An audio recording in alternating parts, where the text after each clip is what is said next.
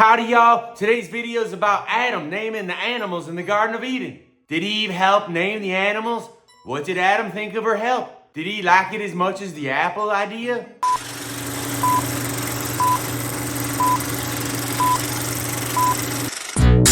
It's Purdy Jenkins. It's Purdy Jenkins. It's Purdy Jenkins. It's Purdy Jenkins. It's Purdy Jenkins. It's Purdy Jenkins. It's Purdy Jenkins. Purdy, have you ever wondered who named things? Like, who decided that a chair should be called a chair? I reckon people just started calling things by names and it just stuck. Like, someone pointed at a chair and said, chair. And everyone else just went along with it. That sounds about right. But what about things with complicated names? Like a toaster or a garden hose? Who came up with those? That's a tricky one. What would you call a toaster if you could rename it? Maybe a bread warmer? Or a crunch maker? And a garden hose?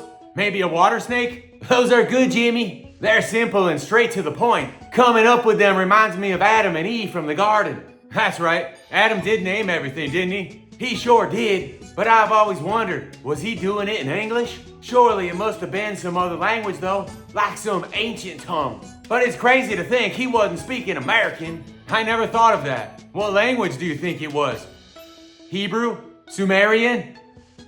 Ancient Sanskrit? Probably European. Or maybe some offshoot of Frenchy. Who knows, Jimmy? It could have been Sumerican. Can you imagine if the names of the animals today aren't really their names? Like a duck-billed platypus could have been a calder smangly smoochie or a kiki hoo-hoo riri. My word, Jimmy, who knows? Makes you wonder, doesn't it? Are we all just using made-up names for things? Exactly. And what about people? I find it hard talking to them nowadays without hurting their feelings by calling them a he when they want to be called a them, or calling them a they when they want to be called a she, or calling him a her when he, she is a somewhere, somehow, and the when, why is actually a how, what. It's mind-boggling, Jimmy. I thought about that too. Maybe people should just get straight to the point when talking to other people. You know, skip the pleasantries and introductions and just dive right into the conversation. I like that. Instead of guessing their gender and pronouns, just say, hey, what's up there, you non-animal entity? Nice weather today, isn't it? Beer time. Or maybe get simpler like cave folks used to and keep conversations to one word or a grunt. Beer. Football. Me likey. You likey. Let's effie. Then make hand gestures, also called action words, that clarify the one word or the grunt. It's more genuine that way, isn't it? Simple words and syllables. A grunt here, a grunt there. Mix in some English and some hand gestures. Talk loud if need be. We're just being real. That's right, Jimmy. Sometimes making animal noises like a drunken frat person is the way to go. You know, Purdy, I wonder about Eve though. Did she help with the naming? The animals? I wonder if she did. And if she did Adam appreciate her input? Imagine if she came up with really unique names and Adam just found them irritating. Like Hur-too-tah-too for bear, she says. Hur-too-tah-too? That's a good one. You think Adam just went along with it? Or did he wait until she done leave and change the names after she named them? Maybe he just pretended to like the name so he could get lucky later. But after, he called it a bear when she wasn't around instead of Hur-too-tah-too. Hur-too-tah-too does have a nice ring to it though. It does. It's funny to think about too. Maybe Eve had a whole different way of seeing the world, and her names reflected that. Like maybe her names were more about the essence of the things, rather than just describing what they looked like. Exactly. Like, she saw the bear and saw how it ate people alive, and scratched their eyes out, and growled the bejesus out of anyone who came near, causing them to soil their diaper, and that's how Hur-too-tah-too came about. Makes sense, Purdy. And Adam, well, he was probably more practical. He saw a big furry creature on all fours with big toothers and thought, that's a bear. Oh, to be a fly on the wall in the Garden of Eden during naming time. You know, it's nice to think about that even back then, men and women still couldn't agree on anything. Sure is. And it reminds us that, as time goes on, we just need to keep our mouths shut, smile a little, say yes, dear, or else we ain't getting no loving later. And we can always change the names from Hur-too-tah-too to bear after she goes to bed later. and she won't be none the wiser. Oh, Purdy, how God has blessed your mind, even when it comes to something as simple as naming a bear. That reminds me, I saw this movie the other day. There was this guy, and he had a bear as a friend. They would take baths together, play in the snow, the whole shebang. I hope they didn't play in yellow snow. Not the whole time, I think. But it reminded me of this dream I had once. I had a bear and we were watching curling on TV late one night on ESPN 2. Well, it was either that or cornhole. I can't remember. And then, believe it or not, we decided to get high together in the closet. In the closet? That's quite the setup. With a bear? What was that like? Oh, we had these amazing conversations. The bear, he had so much to say. The bear talked? What did you guys talk about? He had thoughts on everything. The meaning of life, where people's come from, why women can't drive, even who killed JFK. What did he think about JFK? Well, he had this theory, you see. He figured it was the limo driver. The limo driver? What made him think that? He said it was all about the angle and the timings. Plus, he figured who else could get that close. That's a well thought out theory coming from a buzz bear. He says it helps bring him more clarity when answering life's tough mysteries. A high bear solving conspiracy theories. Now that's a story you don't hear every day. And to think, it all started with a hot bath together. Life's strange, isn't it? One moment you're getting wet, and the next, you're solving riddles to life's questions. Can I ask you something, Jimmy? Shoot, you understand women? That's quite the question, Purdy. It's like pondering the existence of life in the universe, or whether God's real, or trying to figure out why we take trigonometry in high school when none of us ever use it. I certainly don't understand them. Just the other day, I come home, tried to give my wife a kiss, and she snapped at me, told me to leave her alone and not touch her, accused me of only wanting hanky-panky. So for the next couple days, I just walked right by her, went upstairs to change, didn't say a word. How did that go? Terrible. On the third day, she storms upstairs, screaming at me for ignoring her, accusing me of cheating. So, she was mad when you kissed her, and she was mad when you didn't. Exactly. I told her I was doing what she just seemed to want, giving her space and all, doing what I was done told. But then she starts asking about this other woman, wondering who I'm talking to. And what did you say? I told her there was no one, that I was just trying to respect her wishes. But she didn't believe me. Then I asked her, does she want me to kiss her next time when I get home? And she says no. She doesn't like it. I'm at a total loss here, Jimmy. Relationships are tricky, Purdy. It's like walking on a tightrope, and you've got to find the balance. Yeah, I guess you're right. It's just hard to find that balance when the rules keep changing. Too bad you couldn't switch places with your wife for a day, Purdy. Experience the world from her perspective, you know? Yeah, imagine me inside her and she inside me. It'd be like one of them opposite day scenarios. Exactly. Opposite day could really turn things upside down, couldn't it? Oh, for sure. I can just see it now. I'd be the one telling her not to buy me any presents for birthday or Christmas, and she'd actually listen. That's the thing though, isn't it? Women, they're like the only creatures who say one thing, but mean something completely different. But even when you give them something completely different, they want something else entirely. You're telling me. And you're supposed to be a mind reader about it too. I remember one time, my wife, she told me not to buy her a birthday present. I mean, I really wanted to get her something, had a few ideas in mind and everything, but she was adamant, absolutely insisted I shouldn't. So what did you do? I gave in and didn't get her anything. Took her words at face value, you know? She was screaming not to, that we're not doing presents, so I didn't. And what happened? Let's just say it's been over a week, and nothing ain't happening down here. And nothing ain't happening down here, if you catch my drift. Now I'm slowly realizing I need to go out and buy that present, and fast. Oh man, you can't make this stuff up. Women, they're a mystery, aren't they? They're like shadows surrounded by clouds, wrapped in an enveloping fog, hand covered over with thick smoke and steam. A riddle clothed in an enigma, hand draped by a mystery, my friend. You know, Jimmy, I wasn't getting much loving at home, so I decided to go out and buy a dog. Really? How'd that go? Well, my wife, she was completely against the idea. Didn't want a dog in the house. Said it would be too much work. Would get hair all over, and wee on the carpet, and puke in the dishwasher, and all that. Yeah, they can be a handful. Oh, they sure can. But now, She's completely taken over. The dog's with her all the time. He even sleeps next to her. Sounds like she had a change of heart. Oh, she did. But there's one thing she can't stand. She hates it when the dog licks my mouth and face. Why's that? She tells me, Purdy, that dog just got done licking his bum. And now you're letting him lick your face? I'm not kissing you after. And what do you say to that? I tried to remind her, subtly, that every time we're alone, having our intimate moments, she wants me to lick all her secret places. Oh, Purdy, when she makes me do that, I just wonder, how would my dog's wife react?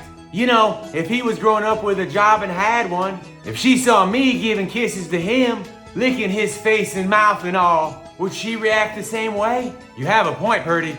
I guess we're not that different, us and animals. Hey, Jimmy, do you think there are rapper dogs out there? Rapper dogs? That's a new one. Yeah, imagine them with little chains and hats, trying to bark in rhythm. I can just see it now. But what about their lyrics? Where would they get their inspiration? Oh, the usual dog stuff, chasing their tails, barking at the mailman, the struggle of waiting for dinner. Barked at the mailman, he ran away. Now I'm king of the driveway. Exactly. Waited all day for my human to play. Now it's time to hit the hay. But do you think their wives would be into it? The rapper dog wives. Good question. Maybe they'd want something different. Instead of the loud barking and chains, maybe they'd prefer a more classical, quiet type of dog. Yeah, like a Beethoven dog? Exactly. But then again, maybe on opposite day, they'd switch roles. The rapper dog becomes the classical musician, and vice versa. That would be something to see, Purdy. Or hear. I wonder if Travis and Taylor ever decided to get a dog. Oh, I bet Taylor's got that dog wrapped around her finger by now. You know how she is. Yeah, Travis probably doesn't get a look in. He's been wanting a dog for ages, but I can just imagine Taylor monopolizing all its time. And you can bet the moment Travis tries to play with the dog, Taylor would be like, no, he likes when I scratch behind his ears, not you. Exactly. Poor Travis. Can't even catch a break with the dog. You think the dog gets confused? Like, why is this lady always around? And why won't she let me play with Travis? Probably thinks Travis is just a guest or something. Or maybe he understands football and thinks he might get traded. Imagine the dog starts picking up on Taylor's habits, starts monopolizing toys or its doggy bed. Oh, you just know that's going to happen. That dog's going to be just as bossy as Taylor in no time. Taking Travis's footballs and socks, maybe weeing on them. Well, at least Travis is used to it by now. He knows how to handle prima donnas and sock thieves. True. He's got plenty of practice. With everything that's been going on between them, they might actually need some serious counseling. Oh, absolutely. Their relationship has been on the rocks for a while now. I mean, Travis spends more time inside Christine than he does with Taylor, rubbing her down, soaping her up, giving her all that attention. And then there's Taylor, secretly seeing Wilson. I mean, if that's not a cry for help, I don't know what is. Exactly. They need someone like Tony Robbins to step in. Give them that fire-walking, life-changing experience. Yeah, they need to rediscover each other. Find out what made them fall in love in the first place. Right on. Get another trampoline on the tennis court and spike another volleyball at her head again. Couldn't agree more. They've got to sort their issues out before it's too late. Jimmy, I was thinking about Travis the other day. Remember how he's always so hesitant and indecisive? Yeah, I've noticed. Well, Taylor asked him to go to a seminar to get some therapy. The kind that helps you start saying yes to everything instead of no. Saying yes to everything? Travis? That's like asking a cat to bark. Exactly. But he went, Jimmy. He actually went to this seminar. And you won't believe the things he's saying yes to. This I've got to hear. Well, for starters, Taylor asked him if he wanted to switch jobs for a week. Travis, being Travis, said yes without a hesitation. Switch jobs? What does Taylor even do? She teaches yoga part-time when she's not singing. So there he was, in a room full of people, trying to teach them downward dog. Travis? Teaching yoga? I can't even picture him touching his toes. Oh, it gets better. One of the ladies asked if he could do the happy baby pose. And Travis, he just stood there, staring. Until someone showed him what it was. I would have paid good money to see that. Travis doing yoga. That's golden. And that's not all. Taylor, she's got a wild imagination. She asked him if he wanted to wear matching tutus to the grocery store. Matching tutus? Please tell me he said yes. He did. There they were, strolling down the aisles in pink tutus and cowboy boots. Travis in a tutu. Can you imagine? Oh, I can see it now. And I bet he wore it with Kansas City pride, didn't he? Oh, he did. He did. He even did a little twirl in the cereal aisle. A twirl? Travis, please tell me someone recorded it. Oh, it's all over the internet. Travis in a tutu, twirling like a ballerina. It's viral, Jimmy. Viral. This is too much, Purdy. Too much. My stomach hurts from laughing. But wait, then Taylor asked him if he wanted to go to a cat cafe. You know, Travis, allergic to cats. Oh no, he didn't. Oh yes, he did. Said yes and spent 2 hours sneezing and itching. Travis in a room full of cats? That's just cruel. And you know the neighborhood's grumpy old man, Mr. Johnson? Taylor dared Travis to go and give him a hug. Mr. Johnson? He hates everyone. Did Travis do it? Ran up to him, arms wide open, and gave him the biggest hug. Mr. Johnson was so shocked. He just stood there frozen. I can just see his face now.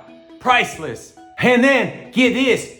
Taylor asked him if he wanted to join a flash mob. Travis, did he even know what that was? Had no clue, but ended up dancing in the middle of the street, surrounded by strangers. That's just too good. And the best part, Jimmy? The best part? Everything he said yes to, it's all connected. What do you mean? Well, the yoga class, it was for a charity event. Raised a ton of money. The tutus, they were a hit. Started a new fashion trend. The cat cafe, turns out they were looking for a spokesperson for allergy medication. Travis, he landed the gig. So, you're telling me all of this, the tutus, the cats, the flash mob, it all worked out in the end? Yes, he's a changed man. More decisive, more confident, all because he said yes. That's quite a story, Purdy. Yeah, Jimmy, sometimes all it takes is a little yes to turn things around. It's amazing how one word can change your whole life. Oh, and there's one more thing I almost forgot to mention. You know how Travis is with football, right? Yes, lives and breathes the game. Can't imagine him doing anything to jeopardize that. Well, Taylor threw him a curveball. Asked him if he'd be a streaker at halftime during one of his games. Oh, what? A streaker? No way, he said yes to that. Oh, he did. Stripped down to nothing and ran across the field. Faster than I've ever seen him run. In front of the whole stadium, the TV cameras and everything. And the best part, Coach Reed had to chase him down himself. Now that's a sight for sore eyes. Oh, it was. Coach was surprisingly agile too. But you know Travis, slippery as an eel when he wants to be. Plus, his mom was giving him hot and cold signals to guide him. Oh, really? Sounds like he still needs training wheels. That's a visual. So what happened? Did Coach Reed catch him? Almost. He was hot on his heels. But Travis, he made a dive for the end zone and just made it. Touchdown. Moon style. They gave him a touchdown for that? They did. The refs were laughing so hard, they just went with it. All Coach Reed could do was give him a pat on the back. Now that's a story for the grandkids. Sure is. And you know the best part? After all that, Coach Reed wasn't even mad. Said it was the best halftime show he'd ever seen.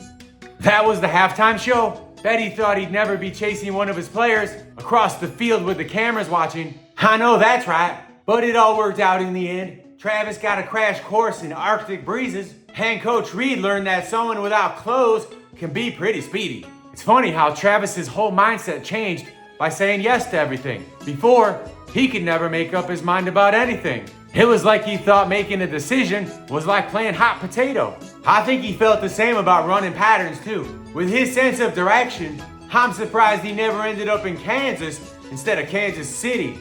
I wouldn't be surprised if he started catching passes from Dorothy. Who's Dorothy? From Oz. The girl blown by the tornado with her little dog Toto? Yep, that's her. Same one who fell in love with the Scarecrow. Who can fall in love with a Scarecrow? At least Taylor wouldn't have to worry about Travis falling in love with a Scarecrow, right? He'd be too busy trying to set up a scrimmage with the Tin Man and the Cowardly Lion. Can you imagine him arguing with the wizard over a bad call? He'd be so into it too. Even Toto would get involved. Toto would probably start barking in agreement. Whose side is Toto on anyway? Oh, Toto's definitely on Travis's side. Can the wizard understand him? He talks to munchkins, don't he? So I think he can figure dog speak. You think Lassie gets along with Toto? I'm assuming so. I bet they talk about Travis. Like what? Oh, you know, like how Travis got roped into Taylor's synchronized swimming class the other day. He did? Yes, he did. In full football gear. No way! Even put on a nose clip and swimming cap. Travis, doing water yoga? Taylor ate it up too. She had him performing at local pools each week, making a splash. Quite literally. Please tell me they didn't get spotted by a talent scout. That would be hilarious. Imagine them being a star act in a Vegas show. They'd be raking in the cash, that's for sure. It's funny how life works out sometimes, isn't it? You think you're doing something silly, and it turns out to be the best decision you've ever made. Do you know Travis has a brother named Jason? Jason's his brother? Yeah, they've been brothers their whole life. That's funny because they don't look like brothers. Well, one's big, the other not so big. But isn't one always wearing some sort of mask? They both wear a mask. It's part of their job. I thought Jason's was more for, creeping around in the shadows. It's to protect their face from injury. But isn't one really into intense outdoor activities, like extreme camping? If by camping, you mean running onto the field, then sure. But their uniforms, they're not even made for the same profession. It's like one's made for playing, the other lurking. They only seem different because they're on different teams. You mean like, one's good and the other's bad? No, they just play different roles. I heard one was into some kind of survival game in the woods. If by survival you mean making plays on the field, then yeah. Does making plays involve setting traps and sneaking around? More like snapping balls. That doesn't sound like him at all. He's very good at it too. He touches more balls than anyone else on the team. I've only ever seen him in the woods with a machete. That's funny. I've never seen that side of him at all. I've only seen him in stadiums with crowds. That's an unusual place for camping. We're not talking about camping, Purdy. It's a sport. With a ball and goalposts and referees. Referees in the woods? That's new. Do they keep machetes in check? Not machetes, Purdy. Opposing teams. It's football, not a survival thriller. Football? I was thinking more Friday the 13th and football. I'm talking about Jason Kelsey, Purdy, the football player. Oh, that Jason. I was thinking of another Jason with a mask. No, these brothers are more about passes and plays, not horror and hayrides. Guess I've been watching too many scary movies lately. Travis's brother is a whole different kind of scary. You think that's scary? Imagine if Jason accidentally walked into a hockey rink and there was a mix-up and he had to play goalie. That would be priceless. Would he even have a hockey stick? Or would he use his machete to block the shots? He'd be like a ninja slicing watermelons. Watch out, puck. Watch out, players. That's not the only mix-up I'd love to see. How about Jason Kelsey in a pair of skates and Jason Voorhees in a football helmet? Oh man, can you picture Jason Kelsey in a hockey mask trying to play center in Philly and Jason Voorhees on the Eagles? The other team would be terrified. I bet the Eagles would have the best defense in the league with Jason Voorhees on the field. In a weird way, all this might benefit Travis. How do you figure? Well, think about it. With his brother going from football to hockey, he's bound to check up on him more, especially if his brother suffers an ice injury or something. That'd be his ticket out of the whole Taylor and Christine drama. True, he dodged the drama, but he'd also be watching a sport he knows nothing about. He's bound to get bored and make a mistake. Yeah, but maybe that's what he needs. A change of scenery. A chance to get out from Taylor's thumb. You're saying he should stand up for himself? Sure, like Adam telling Eve. No more apples for me, thanks. I doubt that got him a good review. Probably not. But at least he got to leave the garden and see the world. You think he bumped into the dinosaurs after? Hey guys, I have some good names to give you. Then poof, they're gone. Do you think he ever thought maybe they just weren't fans of the names he picked? I bet Eve had a field day with that one. See, Adam, I told you we should have gone with Friendly Dactyl. Nobody wants to be a scary Rex. If only we would listen to them, things would go much easier on us. Makes you wonder if Hur-too-tah-too should be the name of a bear after all. What are you saying, Purdy? Sometimes us guys just need to go with the flow. Like if Adam had just gone with Eve's apple idea. Absolutely, dear. An apple shop sounds amazing. Could have avoided a whole heap of trouble until the big guy got involved. That's when knowing the fine print of the yes dear policy comes in handy. It's the secret to a happy life and a bedroom that's less of a solo act. What does the fine print say? It says to take the fall for your wife's mistakes. Oops, God, that apple mix up, that's on me. I should have listened to the missus. Lesson learned. Wouldn't God just zap you with his lightning bolt? Well, even God has a Mrs. God to keep things interesting, don't he? I suppose so. No one wants to be in the doghouse. Not even Jason Voorhees? I guess not. Even a guy like Jason might think twice before crossing Mrs. Jason. She's got a bigger machete, don't she? Bigger, scarier, you name it. It's funny, isn't it? How even the boogeyman has to check under his bed for his better half's approval. For his better half's approval. For his better half's approval.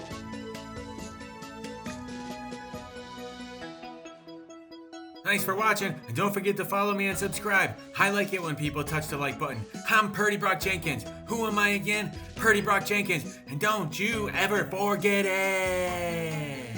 Or I'll remind you.